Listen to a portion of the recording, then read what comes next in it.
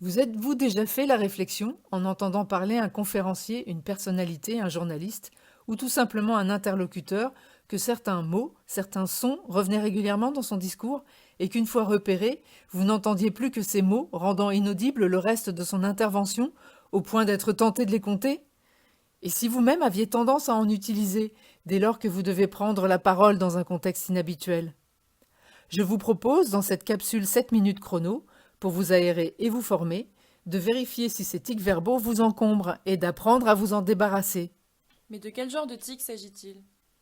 Je vous en livre quelques exemples. Nous ne sommes pas encore en mesure de donner des résultats définitifs. Bien sûr, dès que les simulations seront terminées et auront pu être confrontées aux critères antérieurs, nous pourrons alors les partager.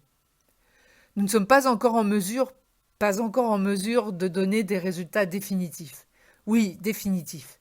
Ce que je peux vous dire, c'est que bien sûr, dès que les simulations seront terminées dès qu'elles seront terminées et auront pu être confrontées aux critères antérieurs, nous pourrons alors, nous pourrons alors les partager. Effectivement, nous ne sommes pas encore en mesure de donner effectivement des résultats définitifs. Bien sûr, dès que les simulations seront terminées et auront effectivement pu être confrontées aux critères antérieurs, nous pourrons effectivement les partager. Dans cet exemple, vous pouvez remplacer effectivement par en fait, en effet, véritablement, vraiment.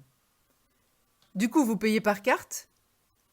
Du coup, le constat dont on est parti, c'est qu'on passe notre temps à attendre. Du coup, on s'énerve, on devient même agressif, du coup. C'est quelqu'un qui a toujours fait beaucoup de sport, il venait à vélo à l'école, etc. Aussi aujourd'hui, s'il n'en fait pas 3 heures par jour, il n'a pas de jus, etc. C'est quelqu'un qui a toujours fait beaucoup de sport, il venait à vélo à l'école, voilà. Aussi aujourd'hui, s'il n'en fait pas 3 heures par jour, il n'a pas de jus, voilà. Pourquoi ces intrus? Deux décryptages. Tout d'abord côté récepteur, puis côté émetteur. Premier angle, côté récepteur, ce que votre interlocuteur peut percevoir. Les E. Cet orateur, cette oratrice improvise complètement et n'a pas la moindre idée de ce qu'il, elle va dire après. Faut-il l'écouter? Ou alors, il, elle cherche ses mots, est prudente dans ce qu'il, elle a à dire. C'est de la langue de bois. À minima, à trop découper ainsi ses propos, ça fait perdre le fil, ça lasse. La répétition de la fin de la phrase ou de la proposition, si elle est systématique, n'est plus là pour souligner l'importance de ce qui vient d'être dit. Celle qui procède ainsi semble prendre son élan pour dire quelque chose d'important, mais met du temps à démarrer. C'est le bruit d'une voiture à la batterie déchargée et qu'on essaie de mettre en route. Pas sûr qu'elle démarre finalement. Effectivement, en fait, en effet, véritablement, vraiment, des mots qui renforcent le poids des propos, mais comme si leur auteur avait lui-même ou elle-même besoin de s'en convaincre. Ce que je dis, c'est super vrai. Autrement dit, la méthode Coué. Je me donne du courage pour avancer mes propos. Ce n'est pas un signal d'assertivité, mais de manque de confiance en soi. Du coup, très en vogue depuis de nombreuses années. À Montréal, les Français sont surnommés les du coup. Pourquoi du coup? Pris comme de ce fait. Tout ce que je dis est super logique, et je le souligne. Mais quand j'ouvre la bouche pour la première fois en commençant par du coup, ça veut plutôt dire attention, je me lance, accorde-moi ton écoute, etc. Ou voilà, quand il n'y a pas d'énumération, il, elle me démontre un truc important, mais ça manque d'arguments. Sa liste s'arrête à un, et puis c'est comme si elle me disait t'as bien compris ce que je veux dire, tu peux finir tout seul. Parfois c'est strike, du coup voilà. Par exemple, avec tout ce qui se passe, l'opinion est inquiète, du coup voilà. En bref, c'est ma démonstration, alors qu'elle est à peine entamée et n'a guère cheminé. Et évidemment, quels que soient les tics, les répétitions excessives, dès qu'ils sont repérés, ils rendent sourd l'autre qui n'entend plus que ça. Deuxième angle, voyons maintenant du côté de l'émetteur.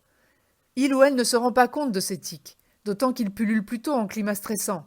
Prise de parole devant un public large ou une personne impressionnante, sur un sujet important face à une audience qu'on craint opposée ou réfractaire, ou enfin devant un micro ou une caméra.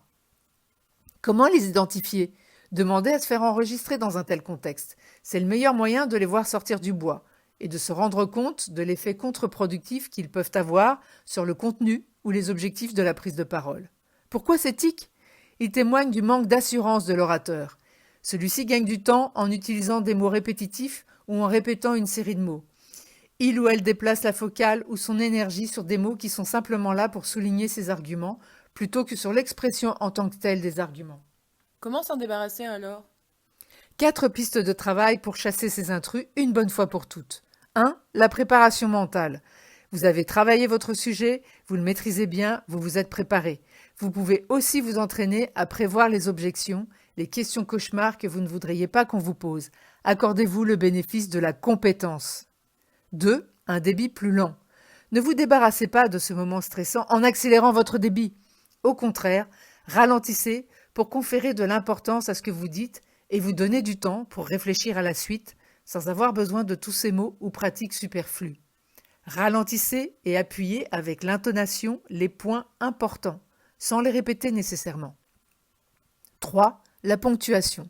Ces mots viennent comme des ponctuations. Remplacez-les mentalement par des marques de ponctuation. Je me lance, virgule, point, à la ligne. Par exemple, je me lance.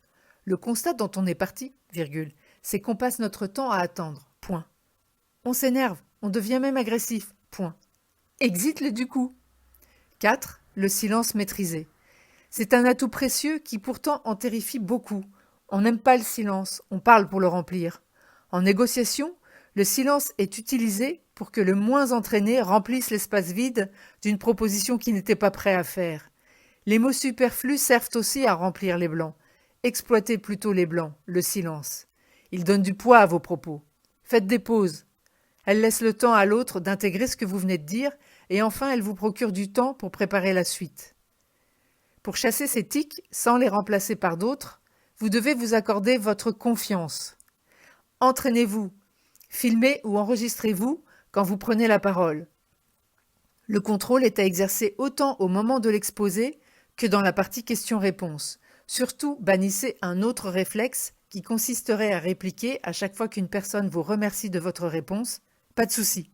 Double peine, répétitif et négatif. Le silence est préférable.